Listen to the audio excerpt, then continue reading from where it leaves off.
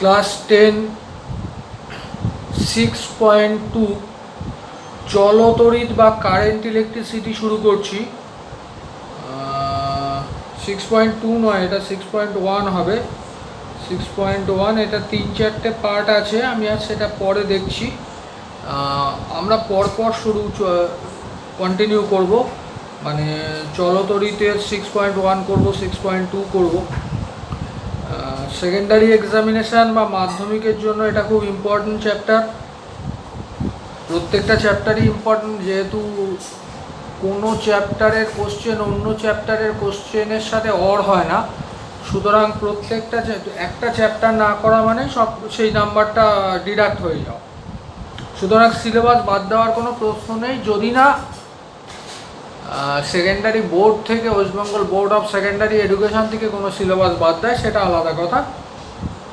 আমরা ধরে নিচ্ছি যে আমরা সিলেবাস কোনো বাদ যাবে না, সেভাবেই আমরা এগোচ্ছি। তারপর বাদ গেলে ওয়েল অ্যান্ড গুড। আমার চ্যানেলের নাম হলো physics for all by Jayanta sir. Subscribe করে রাখবে, কারণ পরবর্তী ভিডিওর নোটিফিকেশন তাহলে তোমরা অটোমেটিক্যালি পেয়ে যাবে। চলতড়িতে প্রথম যেটা দিয়ে শুরু করব সেটা হচ্ছে তড়িৎ আধান, চার্জ। দেখো, আমরা আগে জানতাম পরমাণুকে ভাঙা যায় না, এবার পরবর্তী সময় আমরা জানলাম যে না, পরমাণুকেও ভাঙা সম্ভব। পরমাণু আরো ছোট ছোট সাব অ্যাটমিক পার্টিকেল দিয়ে তৈরি, যে পার্টিকেলগুলোকে বলা হয় ইলেকট্রন, প্রোটন এবং নিউট্রন। এই সাব অ্যাটমিক পার্টিকেলগুলোর পরিচয় যখন আমরা শিখলাম, তখন দেখলাম যে এর মধ্যে ইলেকট্রন এবং প্রোটনের ভর ছাড়াও আধান বলে একটা জিনিস রয়েছে, চার্জ।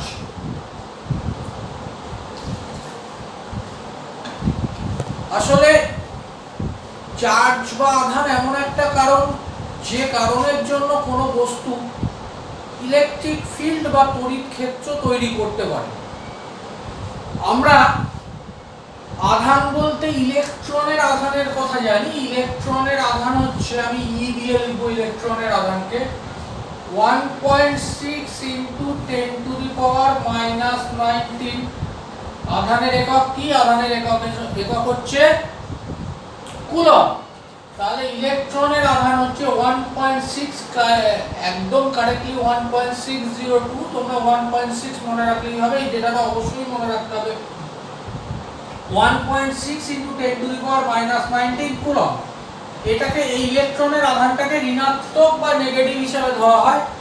আর একটা প্রোটনের আধান একই পরিমাণ আধান 1.6 × 10⁻⁻19 কুলম্ব, এটাকে পজিটিভ হিসাবে ধরা হয়। মনে রাখবে যে ইলেকট্রন এবং প্রোটনের আধান সমান, নিউট্রনের কোনো আধান বা চার্জ নেই। ইলেকট্রনের আধানকে আমি ই দিয়ে লিখছি, রাদার ইলেকট্রনের আধান ই এর আগে একটা মাইনাস দেব। প্রোটনের আধান, তার মানে ইলেকট্রনের আধান হচ্ছে -ই, প্রোটনের আধান হচ্ছে +ই, কারণ প্রোটনের আধানটাকে পজিটিভ হিসাবে ধরা হয়। দুটো আধানই সমান, দুটোর মানই হচ্ছে 1.6 × 10⁻⁻19 কুলম্ব। আর একটা ইউনিট আছে সিজিএস ইউনিট।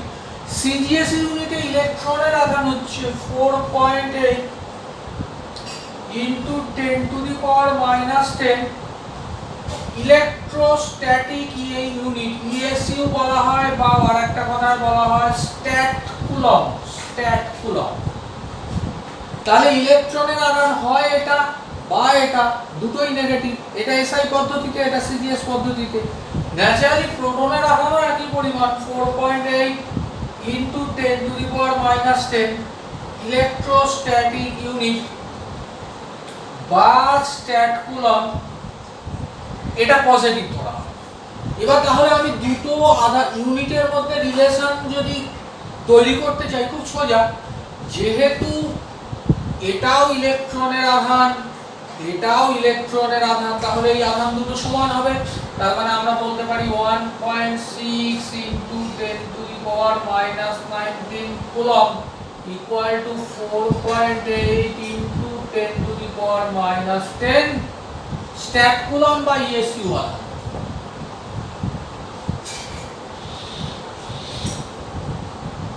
বুঝলাম এটা। That is 1 coulomb equal to 4.8 into 10 to the power minus 10 by 1.6 into 10 to the power minus 19। তোমরা বড় হয়েছো, এখন এই কাটাকুটিগুলো আর ভেঙে ভেঙে করার দরকার নেই। 1.6 দিয়ে 4.8 দিয়ে কাটে 3 into 10 to the power minus 10, আর এইটা উপরে গেলে প্লাস হয়ে যাবে plus 19, that is 3 into 10 to the power 9 ESU। তোমাদের মনে রাখার সুবিধার জন্য বলে দিই যে 1 coulomb equal to 3 into 10 to the power 9 ESU, আর আলোর গতিবেগ হচ্ছে 3 into 10 to the power 8। সুতরাং আলোর গতিবেগের থেকে 10 টাইমস বেশি। আলোর গতিবেগ 3 into 10 to the power 8, এটা 3 into 10 to the power 9, এটা মনে রাখলেই হবে। নেক্সট হচ্ছে আমি একটু অন্য জিনিস করে নিই, সেটা হচ্ছে আধানের মাত্রা, ডাইমেনশন। আধানের মাত্রাটা খুব ইম্পর্টেন্ট। মাত্রা হচ্ছে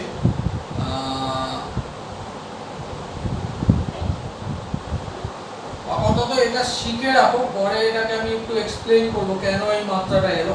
I into T, এটা আমাদের বাংলা বইগুলোতে আইটি লেখে বা ওয়েস্ট বেঙ্গল বোর্ডে আইটি নেয়, কিন্তু এটা ইউনিভার্সালি অ্যাকসেপ্টেড মাত্রা হচ্ছে, সারা পৃথিবীতে অ্যাকসেপ্টেড মাত্রা হচ্ছে এইটি। এবার কোশ্চেন আমি এখানে ডিফিকাল্টি অ্যারাইজ করলাম, একবার আইটি লিখলাম, একবার এটি লিখলাম, দুটোই ঠিক।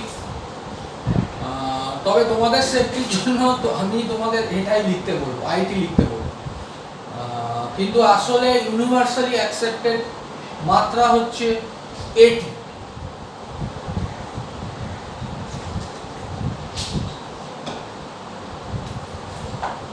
তাহলে একক শিখলাম, মাত্রা শিখলাম। এবার প্রশ্ন হচ্ছে কোন বস্তুতে আধান তৈরি হয় কি? আমার গায়ে আধান আছে, এইটার মধ্যে আধান আছে। আর তুমি যদি আধান পরীক্ষক দিয়ে পরীক্ষা করো তাহলে এর মধ্যে কোনো আধানের অস্তিত্ব খুঁজে পাবে না।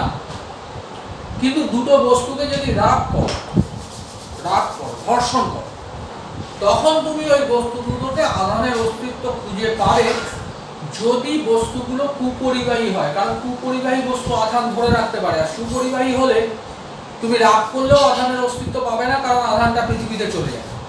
তাহলে আমার হাতটা বা একটা চিরুনি শুকনো চুলের মধ্যে আঁচড়ে নিলে তার মধ্যে আধানের অস্তিত্ব তৈরি হয়। কেন তৈরি হয়? আগে কেন থাকে না? এটা বুঝতে গেলে আমি যেভাবে বোঝাচ্ছি একটু দেখ। সেটা হচ্ছে, ধরো তোমরা পড়ো অ্যাটমিক স্ট্রাকচার পড়েছো, অ্যাটমিক স্ট্রাকচারে পড়েছো যে একটা পরমাণু, তার মধ্যে যতগুলো ইলেকট্রন থাকে ঠিক ততগুলোই প্রোটন থাকে। নিউট্রন সংখ্যা দুই একটা হেরফের হয়, এবং নিউট্রন নিয়ে আমরা এক্ষেত্রে ইন্টারেস্টেড নই এই কারণে যে কারণ নিউট্রনের কোনো আধান নেই, নিউট্রনের আধান হচ্ছে শূন্য। ধরা যাক এ একটা বস্তু, এর মধ্যে নাম্বার অফ অ্যাটমস রয়েছে, টোটাল 100টা ইলেকট্রন আছে। ইলেকট্রনের আধান কত? আমি আর ওই নাম্বারটা লিখবো না, নাম্বারটা তোমরা মুখস্থ রাখবে। ইলেকট্রনের আধান হচ্ছে ই, তার আগে একটা মাইনাস চিহ্ন, প্রোটনের আধানও ই, তার আগে একটা প্লাস চিহ্ন। ধরা যাক এর মধ্যে 10টা ইলেকট্রন আছে, 10টা প্রোটন আছে, তাহলে এর নেগেটিভ আধান 10e, 10টা ইলেকট্রনের আধান, পজিটিভ আধান 10টা প্রোটনের আধান 10e, that is equal to 0। তাহলে প্রশ্ন হচ্ছে তুমি কি এর মধ্যে আধানের অস্তিত্ব পাবে? না, কারণ যতটা ঋণাত্মক আধান রয়েছে ঠিক ততটাই ধনাত্মক আধান রয়েছে এই যে কোনো বস্তুতে যখন বস্তুগুলোকে রাগ করা হয়নি বা ঘর্ষণ করা হয়নি। এর ক্ষেত্রে ধরো 15টা ইলেকট্রন আছে, 15টা প্রোটন আছে, কারণ আমরা জানি পরমাণুতে বা কোনো বস্তুতে সমসংখ্যক ইলেকট্রন এবং সমসংখ্যক প্রোটন আছে। তাহলে এর মোট আধান কত? -15e + 15e = 0। এবার তুমি এই বস্তু দুটোকে রাব করলে কি হয়,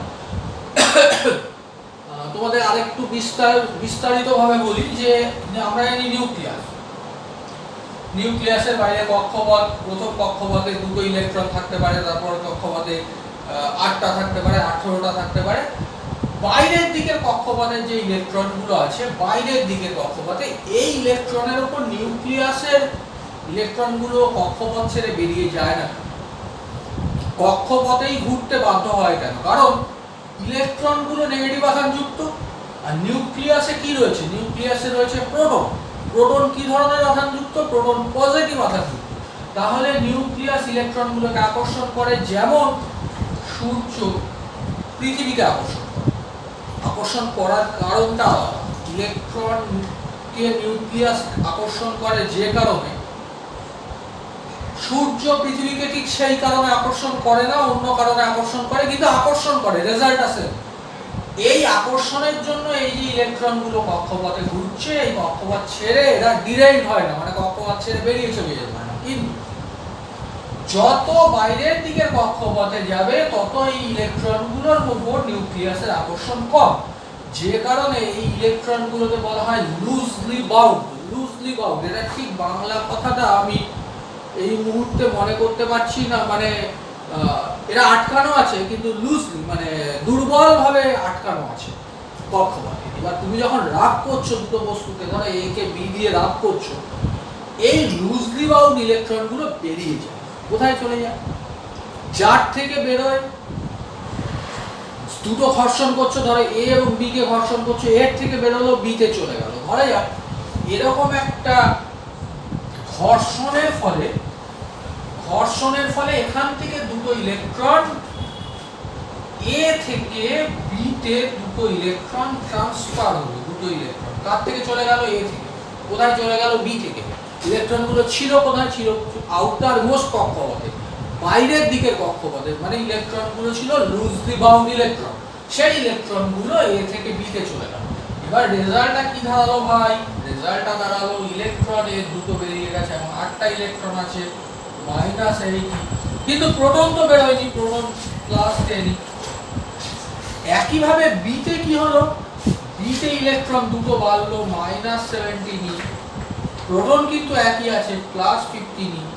এইবার দেখো এই বস্তুটার আধান আগে যেমন -10e +10e 0 হচ্ছিল, এবার কিন্তু না, -80 +10e, তার মানে আধান হয়ে গেল +2, তার মানে এটা ধনাত্মক তড়িৎগ্রস্ত হলো।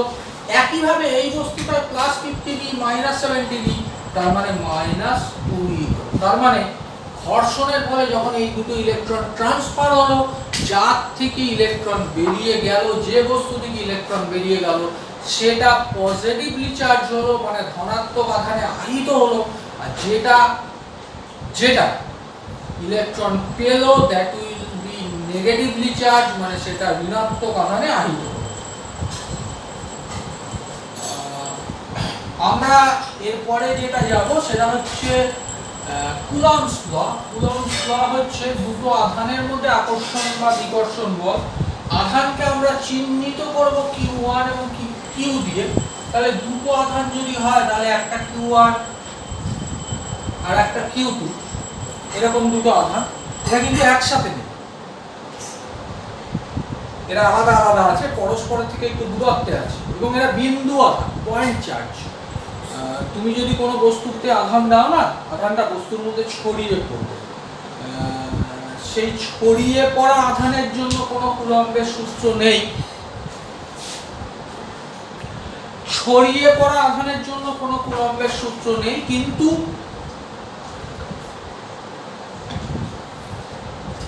বিন্দু আধানের জন্য কুলম্বের সূত্র রয়েছে। সেটা হচ্ছে এরকম দুটো বিন্দু, এক বিন্দুতে আধান Q1 আর Q2, এরা পরস্পর আর দূরত্বে আছে। আমি খুব বেশি এই কুলম্বস ল নিয়েই একটা ক্লাস করা যায়, একটা কেন একাধিক ক্লাস করা যায়, কিন্তু আমি তোমাদের লেভেলে যেটুকু আছে, খুব ছোট ছোট কোশ্চেন আসতে দেখছি মাধ্যমিকে মাঝে মাঝে। তা কুলম্বস ল নিয়ে সামান্যই আলোচনা করব, সেটা হচ্ছে এই দুটো আধান তোমাদের একটা নীতি বলে দিই, সেটা হচ্ছে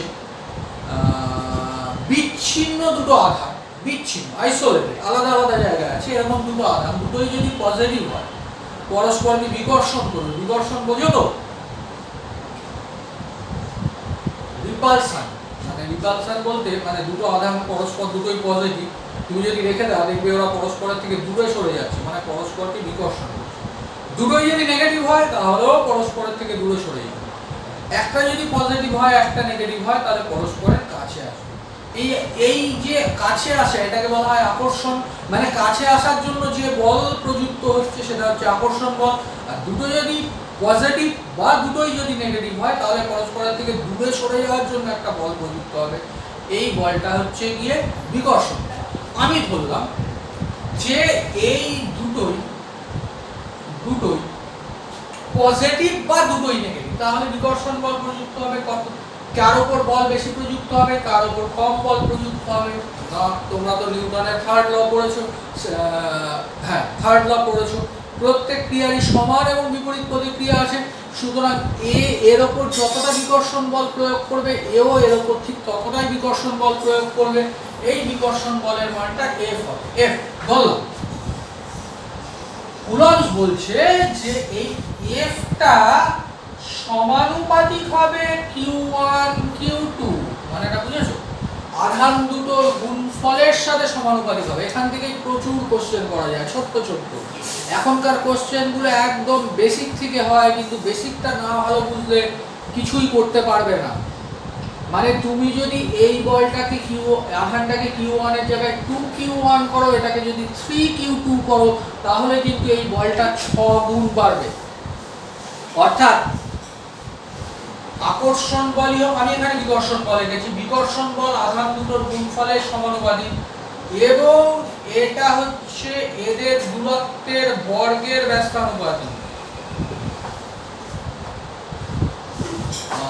সুতরাং আকর্ষণ বা বিকর্ষণ যেই বলই হোক না কেন এটা Q1 Q2 এর সাথে সমানুপাতিক। যখন আর হচ্ছে ধ্রুবক, তোমরা ভেরিয়েশন পড়েছো, পড়া উচিত অন্তত। আর যখন Q1 Q2 এই গুণফলটা ধ্রুবক, তাহলে আকর্ষণ বা বিকর্ষণ বল যাই বলো না কেন সেটা হচ্ছে আধানের গুণফলের সমানুপাতিক। আধানের নয়, আধান দুটির গুণফলের সমানুপাতিক যখন ওদের মধ্যে দূরত্বটা স্থির, আর ওদের মধ্যে দূরত্বের বর্গের ব্যস্তানুপাতিক যখন ওদের আধানের গুণফলটা স্থির। Very sorry. তাহলে এই দুটোকে যদি আমি একসাথে করি, F সমান সমান Q1 Q2 by R square, যখন কোনটাই ধ্রুবক নয় সবগুলোই পরিবর্তিত, তাহলে F ইকুয়াল টু, তোমরা জানো একটা ধ্রুবক আনতে হয়, এই ধ্রুবকের মানটা সিজিএস পদ্ধতিতে একরকম, এসআই পদ্ধতিতে একরকম। সিজিএস পদ্ধতিতে এই ধ্রুবকটা হচ্ছে 1, তাহলে F equal to Q1 Q2 by R square, কত সোজা হয়ে গেল। কিন্তু এসআই পদ্ধতিতে এই ধ্রুবকের মানটা, শুধু এসআই পদ্ধতি বলছি না, এটা একটু মাধ্যমের উপর ডিপেন্ড করে, যাই হোক তোমাদের অত কিছু দরকার নেই। F সমান সমান Q1 Q2 by R square into 9 into 10 to the power 9, 9 into 10 to the power 9।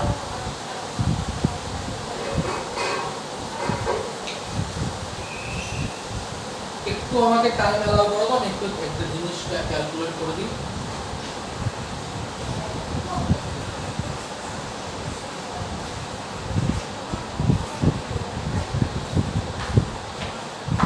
এক সেকেন্ড, কোথায় ঠিকই লিখেছি তবুও আমি একবার দেখে নেব।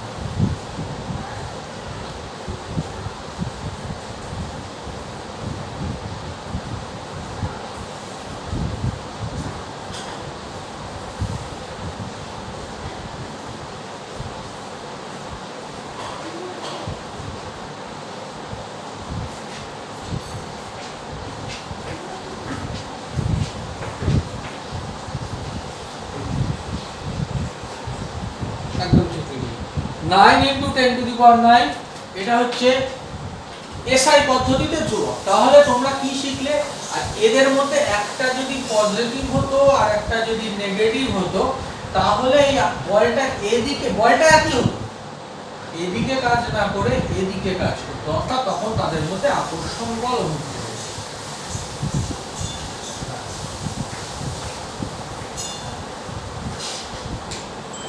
এই হচ্ছে কুলম্বস ল। আমি একটু টাইম লিখে দিই। তড়িৎ বিভবটা আমি আজকে পড়িয়ে দেবো কিনা, হ্যাঁ তড়িৎ বিভবটা পড়িয়ে দেব। তড়িৎ বিভব না পড়ালে আমরা এগোতে পারবো না। তড়িৎ বিভব হচ্ছে, বুঝতে গেলে তড়িৎ ক্ষেত্র বুঝতে হবে, তারপর তড়িৎ বিভব বোঝা যাবে। ক্ষেত্র মানে ফিল্ড, খেলার মাঠ,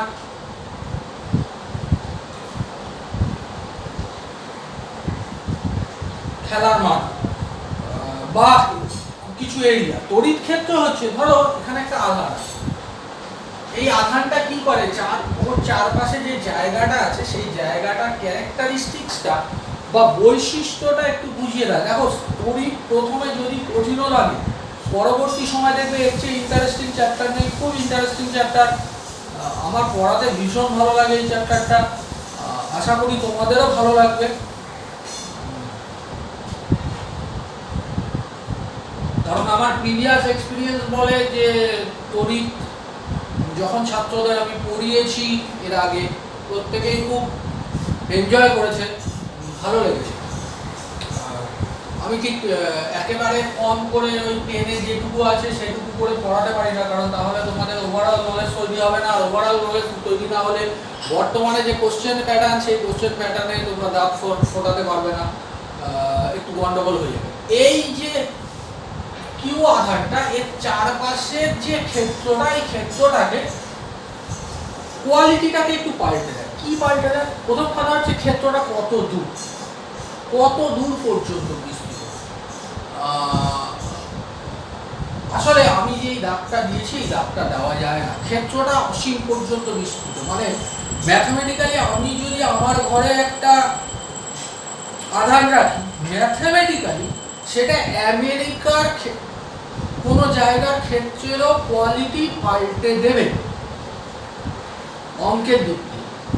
প্র্যাকটিক্যালি আধানের মান যদি মোটামুটি কম হয়, তাহলে খুব কম এরিয়ার মধ্যে এটা এরিয়ার কোয়ালিটিটাকে পাল্টে দেয়। তুমি ম্যাথমেটিক্যালি ক্যালকুলেট করলে আমেরিকাতেও একটা রেজাল্ট পাবে, কিন্তু আসলে প্র্যাকটিক্যালি ওই রেজাল্টটা ভ্যারি করে না। সে কারণে আমি মোটামুটি ধরে নিলাম যে এই এরিয়া পর্যন্ত কোয়ালিটিটা পাল্টে দিচ্ছে।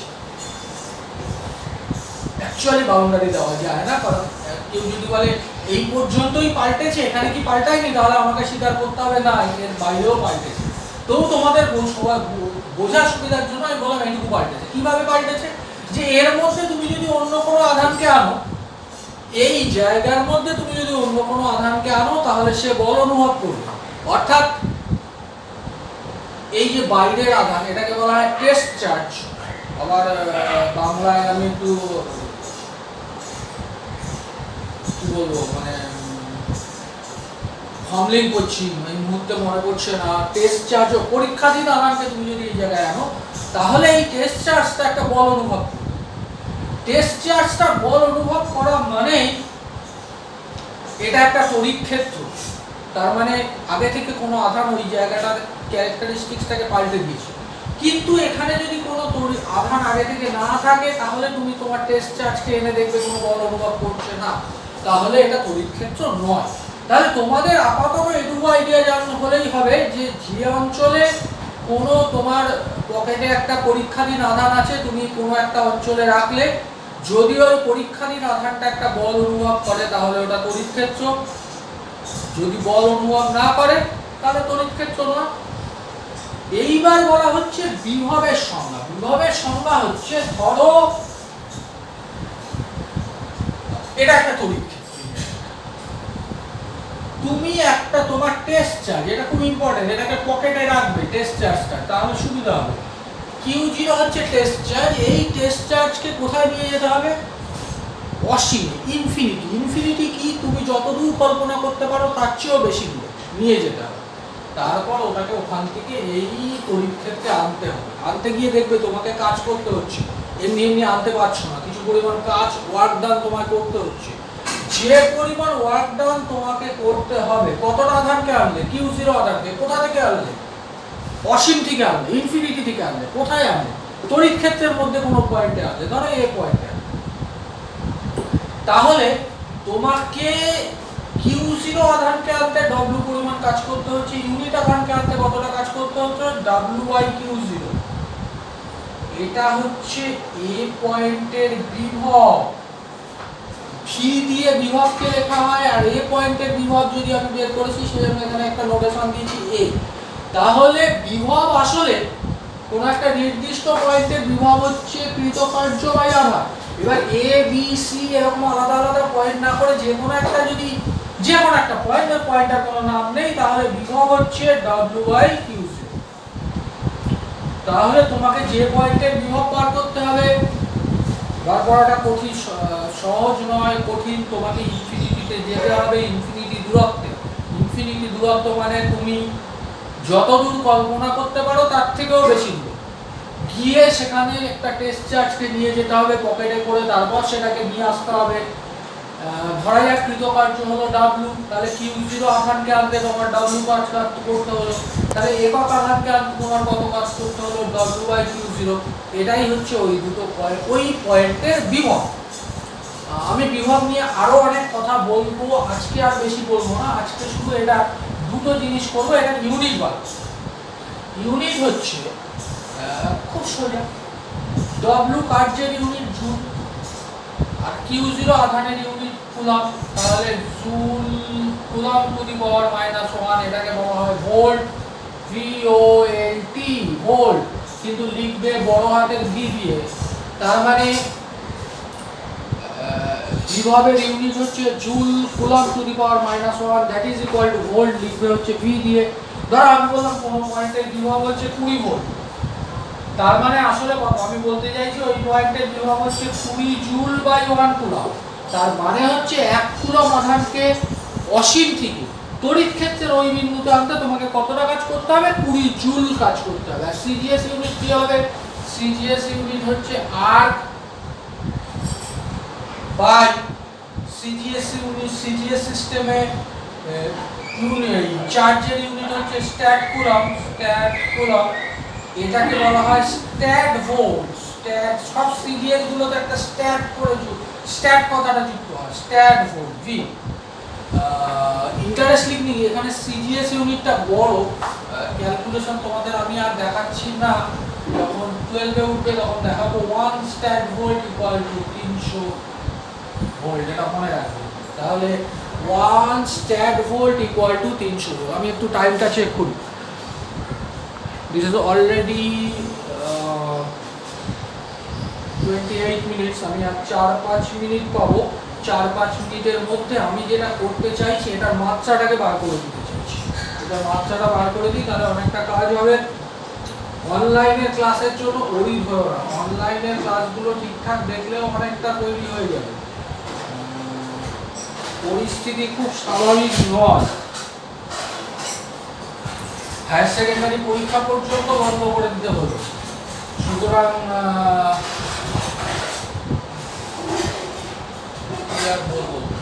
P=W/Q। তাহলে আমাকে যদি ডাইমেনশন বার করতে হয়, ওয়ার্কের ডাইমেনশন বসাতে হবে। ওয়ার্কের ডাইমেনশন তোমরা ক্লাস 9 এ শিখেছো, mL²T⁻²। যদি মনে না থাকে তাহলে আমি দুঃখিত, আমার কিছু করার নেই। তোমাদের সুবিধার জন্য আমি আইটি লিখছি, কিন্তু আসলে আমি লিখতে চাই এটি, কারণ ওরা ইউনিভার্সালি অ্যাকসেপ্টেড। mL²T⁻²/IT, তার মানে mL²T⁻³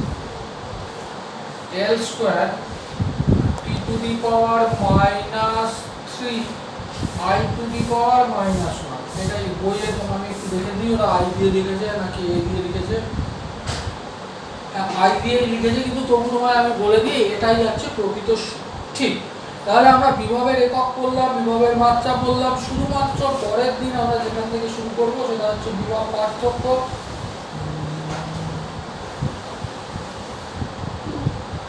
এটা বোধহয় বইটা মনে হয় ভুল দিয়েছে, এটা 8.1.1 আমরা করছি না, 6 কিছু নয়, কোনোভাবে ভুল কি করেছে, একটা 6 দিয়েছে ভিতরে 8.1, একটু পরে দেখে নেবো। যাই হোক, তোমরা এটুকু মন দিয়ে করো।